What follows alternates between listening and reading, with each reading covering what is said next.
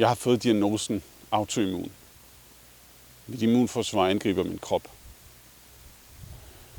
Igennem hele min barndom så jeg min far lide, indtil han døde, lige da jeg selv var blevet far.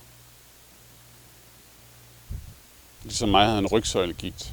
En autoimmun sygdom, som får rygsøjlen til at krumme sig sammen. Det er en af flere hundrede autoimmune sygdomme, som plager næsten 500.000 danskere.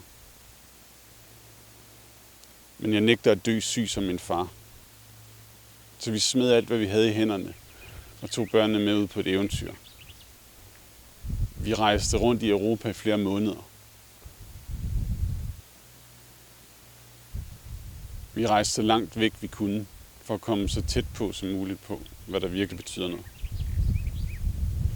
På rejsen læste vi stakkevis af bøger om autoimmunitet, om mad, om bevægelser, om stress, om alle de ting, som skader vores kroppe.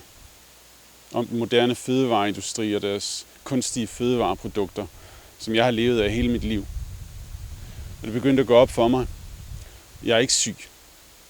Jeg har taget gift i 35 år. Sukker, korn, smøger, stress, øl, forurening, sprøjtemidler, gift. Det er som om jeg endelig er vågnet og ser klart. Det er mere end et år siden jeg stoppede med at spise gift, og jeg er sundere og stærkere end jeg nogensinde har været.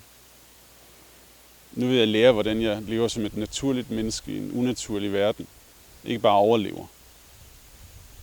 Jeg vil lære det og give det videre, så mine børn og andre kan beholde deres far længere end jeg kunne.